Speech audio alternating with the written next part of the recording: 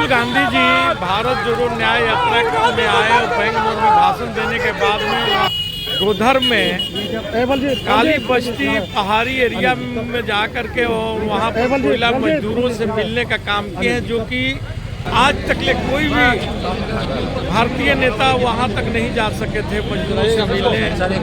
ये इसे आप कांग्रेस के लिए उपलब्धि मानते हैं या? ये उपलब्धि है। राहुल गांधी जी को मालूम है कि हमारी दादी श्रीमती इंदिरा गांधी जी 1971 में कोयला खदान का राष्ट्रीयकरण किया और वो भली भांति जानते हैं कि खानगी मजदूरों का बदहाली हालत को देखकर श्रीमती इंदिरा गांधी ने कोयला खदान का राष्ट्रीयकरण किया। लेकिन आज सरकार वो इंदिरा जी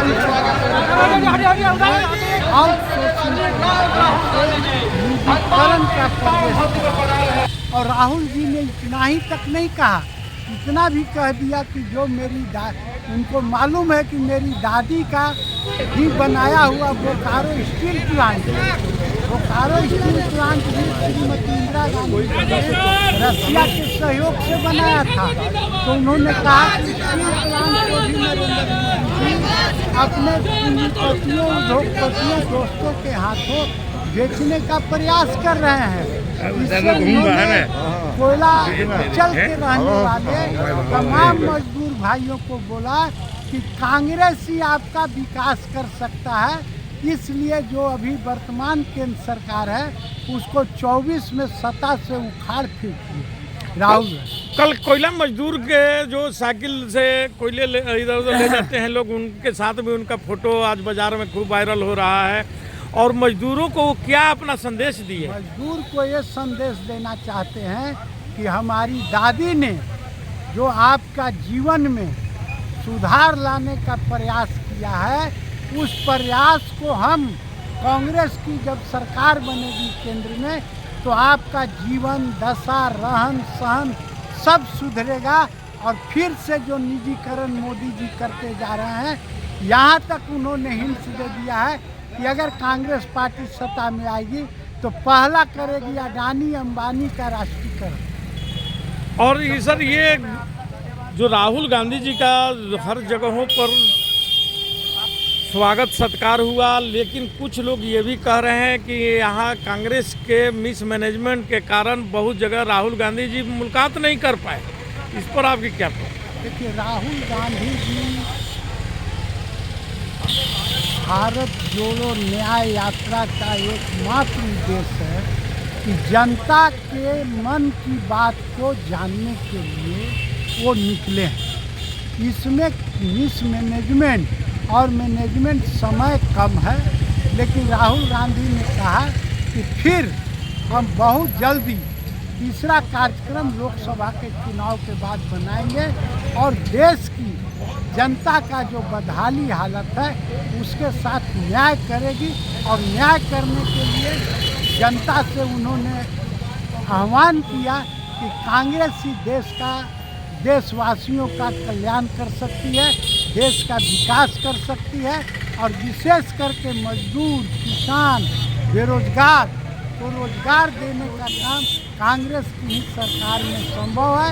उन्होंने इशारों में ही देशवासियों से अपील की कि आने वाले लोकसभा के चुनाव में देश में कांग्रेस की सरकार बनाइए और उसके बाद जो जन आकांक्षा की समस्याएं हैं उसका निदान करें।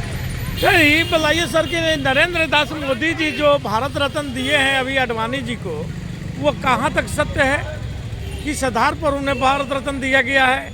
इससे आप लोग खुश हैं? कांग्रेस जन खुश है? ये देखिए, भारत रत्न का राजनीतिकरण मोदी जी कर, ये सम्मान जो है गिने चुने लोगों को दिया जाता है, लेकिन ये वोट की राजनीति के लिए भाजपा में आडवाणी ग्रुप के लोगों को खुश करने के लिए, क्योंकि सच्चाई है कि आज जो राम मंदिर का वो श्रेय ले रहे हैं, ये राम मंदिर के पहले बाबरी मस्जिद था और बाबरी मस्जिद ढहाने में लाल कृष्ण आडवाणी का अहम भूमिका रहा। आज जो ये राम मंदिर का श्रेय ले रहे हैं, असली इसके श्रेयता जो हैं लाल कृष्ण आडवाणी, मुरली मनोहर जोशी, उमा भारती सरीखे नेता को मिलना चाहिए। तो वो उनको दल में तो घुटन महसूस हो ही रहा है, इसलिए खुश करने के लिए लाल कृष्ण आडवाणी को भारत रत्न से सम्मान करके झुनझुना पकड़ा गया। तो फिर उनको राम मंदिर के उद्घाटन में क्यों नहीं बुलाया गया सर? भाई उनको तो श्रेय अपने लेना है ना, जो असली निर्माण करता है उनको बाहर का रास्ता दिखाना था। उनको राजनीति से भारतीय जनता पार्टी या भारतीय जनता पार्टी नहीं रही, अब मोदी भारतीय जनता पार्टी हो गया, मोदीमय हो गया। यहाँ दो ही आदमी का चलता है, नरेंद्र मोदी, अमित शाह, मुरली मनोहर जोशी, लाल कृष्ण आडवाणी, बाबा आपके जैसे नेता, उमा भारती, जो लोग समझिए कि राम मंदिर के निर्माण से लेकर के विध्वंस तक में जो भागीदारी रही है वो सबको दरकिनार कर दिया है। अच्छा सर, आज झारखंड विधानसभा में हेमंत सोरेन जी बहुत ही मार्मिक बयान अपना वक्तव्य रखे हैं विधानसभा में, इस पर आप क्या कहना चाहेंगे? देखिए, पूर्व मुख्यमंत्री हेमंत सोरेन ने विधानसभा में अपनी मन की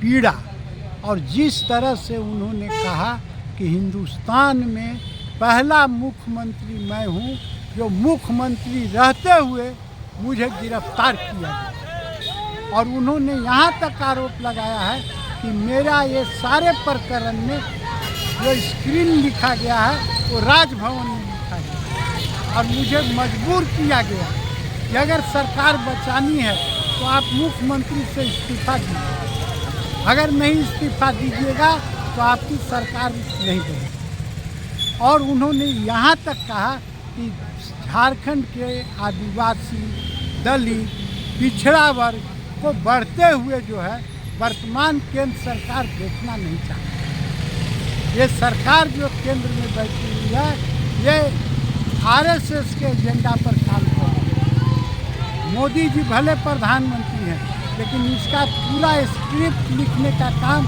राष्ट्रीय स्वयंसेवक संघ करता है।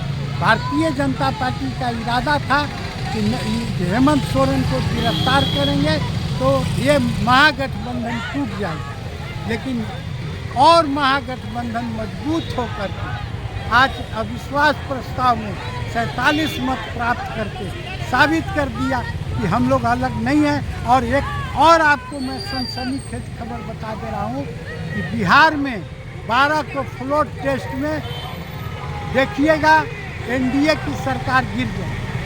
बहुत बहुत धन्यवाद बीके सिंह साहब।